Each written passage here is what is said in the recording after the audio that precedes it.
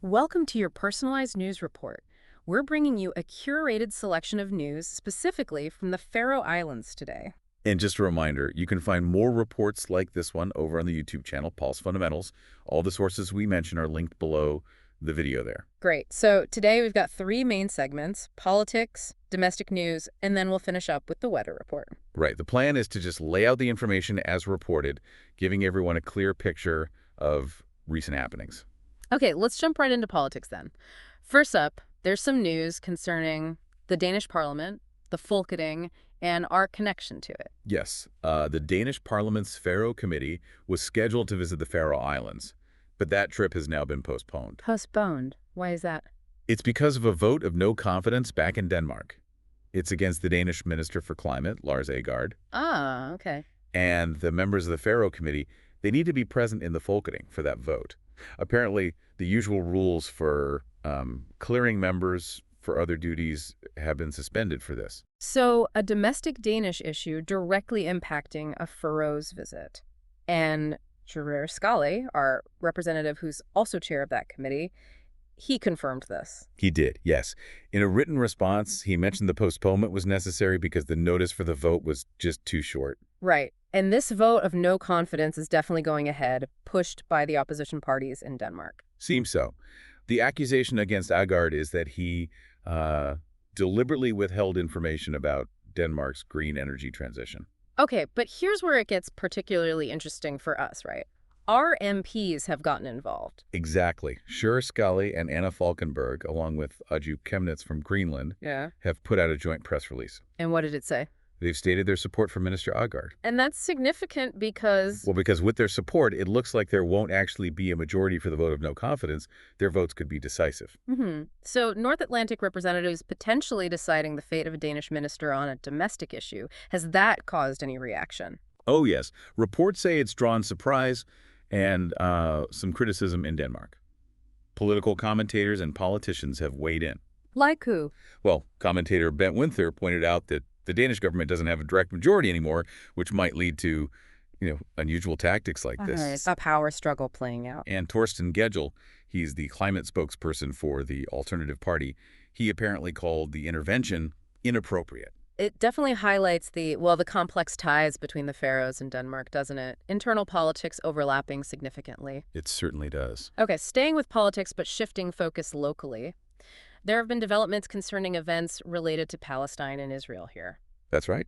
For a few months now, a group calling itself Solidarity with Palestine has held outdoor meetings, usually small and peaceful, outside Asta's kiosk. Okay, and then? More recently, the Friendship Association Faroe Islands Israel held an event, an informational one, at Finsen. What was the focus of that event? They had two guests from Israel talking about Israel's security situation, mentioning threats from groups like Hezbollah, Hamas, ISIS, and others. And this event, it didn't go entirely smoothly. Well, reports indicate that the group from the kiosk, the Solidarity with Palestine group, showed up outside Finsen during the event. Right. And apparently they were joined by some quite vocal, non-local individuals, some described as wearing kepis. And were there incidents? There are accounts alleging some disruption. One opinion piece mentions alleged incidents of vandalism and theft, described in that piece as being in Hamas style, and protest cries directed at the attendees who were, peacefully attending a legal event. And you mentioned an opinion piece. Yes, in VP. It criticizes KVF, our public broadcaster.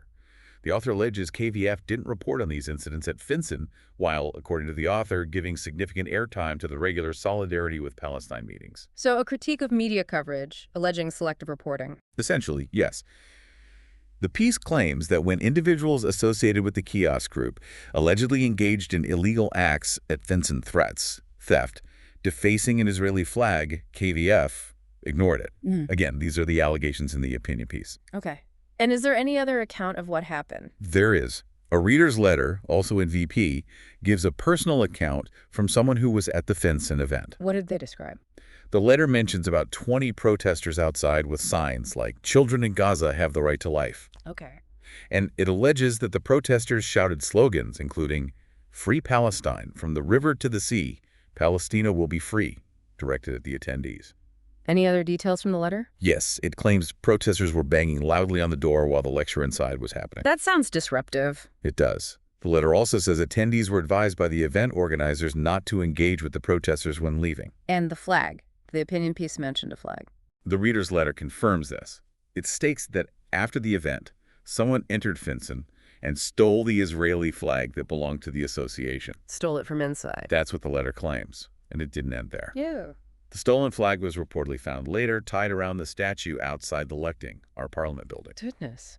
Was it damaged? According to the letter, it had FCK Israel, thanks for the loan, written on it. Yeah. The flag was then taken to the police station. So the police are involved now? Yes.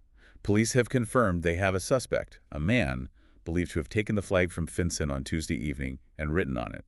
Is he being questioned? He was scheduled to be questioned today, yes. Yeah. And the police noted this falls under Article 110 of the Penal Code. Which deals with? Publicly mocking a foreign nation, its flag, or other recognized symbols, or the flags of the UN or Council of Europe. So quite serious potential charges there. It certainly shows how international conflicts can spark local tensions and very different reactions. Indeed. A complex situation with strong feelings on display. Okay, let's move on now to domestic news. We have a couple of items here. First, a traffic incident early this morning. Yes. Police got a call around 4 a.m. A car had driven off the road above Hvítanes. Anyone hurt? When police arrived, they found two men nearby, believed to be the occupants. Neither was injured, fortunately, but the car was damaged. And what was the situation with the men? The report says they were both foreign nationals and very intoxicated. Apparently, they were unable to really understand or communicate with the police officers. So what happened to them? They were taken to the police station to sober up. Once they're able, they will face charges. And do they know who was driving? Not yet. An investigation will need to determine that. Right. Okay, moving from that to something more positive on the domestic front, the birth rate. Yes, some encouraging news from Hagstoven, Statistics Faroe Islands. It seems the trend of a slow decline in births since 2020 has reversed. Oh, really? What are the numbers? So if you look at the year from March 2023 to March 2024, there were 563 babies born. But in the following year, March 2024 to this past March, that number went up to 605. That's a noticeable increase. What about the death rate? That's remained more stable, according to the report. So population growth is up. Yes. In the past year, the growth came from two factors. A birth surplus, more births than deaths of 159 people, and net immigration, more people moving here than leaving of 175 people. Interesting. Were those figures higher or lower than the year before? Actually, both the birth surplus and the net immigration were a bit lower than the period from March 2023 to March 2024. Okay. So the increase in births is key, even if overall immigration slowed slightly. Exactly. And looking closer at migration trends, Hagstoven notes the decline in immigration isn't as steep as it was, while the trend of fewer people emigrating, leaving the Faroes, that continues. So fewer people leaving, births are up, sounds like positive demographic signs overall. It does suggest a shift, yes. More Mhm. births contributing alongside continued, albeit slightly lower, net immigration. Good to hear. Right, let's wrap up with our final segment, the weather. What can we expect over the next few days? Okay, let's look ahead. For today, Friday, we have a high-pressure ridge sitting over us, around 10 hectopascals, coming from Western Europe. What does that mean for conditions? It's bringing mild, humid air from the west, so expect a fresh breeze, maybe fresh wind, from the west. Skies will be overcast, but it should stay generally dry through the day. Will the winds stay up? It should decrease later this afternoon, becoming more of a light to fresh breeze, and then a light westerly breeze, less than 5 meters per second, by evening.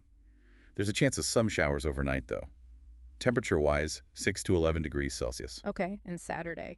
Saturday sees the wind picking up again, starting light from the south in the morning, but increasing to a fresh easterly breeze or freight wind by the afternoon. And precipitation? Overcast with rain expected for Saturday. In the evening, the wind shifts a bit, southeasterly, and eases slightly, but still overcast with rain or showers likely. Any changes overnight Saturday? Yes, quite a change.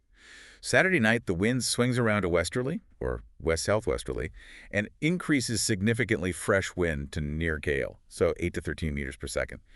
Temperatures for Saturday will be between 4 and 9 degrees. Sounds blustery for Sunday morning then. Definitely. Sunday starts with that fresh wind to near gale from the west-southwest.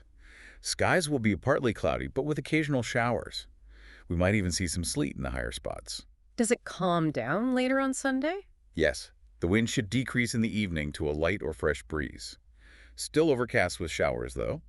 Temperatures Sunday, a bit cooler, 3 to 7 degrees Celsius. How about the start of the working week, Monday? Monday looks like a light to fresh breeze from the south. Yeah. Partly cloudy again with showers. Still a chance of sleet here and there. The wind is expected to decrease further during the day, becoming light. Temperatures around 4 to 8 degrees. And Tuesday? Tuesday starts fairly calm. A light breeze, variable direction, some clouds, some sun, occasional showers. But does it stay calm? No, it changes in the evening. The wind picks up from the northwest, becoming a light to fresh breeze. Skies turn overcast, but it should be mostly dry then. However, Tuesday night looks wet and windy again. Wind increasing to fresh wind or near gale, with continuous rain expected. Temps between 6 and 9 degrees. Okay, one more day, Wednesday? Wednesday looks quite unsettled. Starts with a fresh wind to near gale from the northwest, overcast, and rain. Getting stronger. Yes, the wind is forecast to increase further in the morning, potentially reaching near gale to gale force, that's 13 to 18 meters per second, bringing rain or even sleet showers. Will it ease off at all on Wednesday? The forecasts suggest an improvement in the afternoon. The wind should turn southerly and decrease to a fresh wind or strong breeze, and conditions might clear up in the evening. Temperatures Wednesday between 4 and 9 degrees. So definitely a mixed bag with some windy and wet spells, particularly Saturday night into Sunday, and then again Tuesday night into Wednesday. That sums it up pretty well. A very changeable period ahead. Okay, so just to quickly recap the main points from today's news report. We covered the political situation involving the postponed Danish committee visit due to the no confidence vote and the notable intervention by North Atlantic MPs.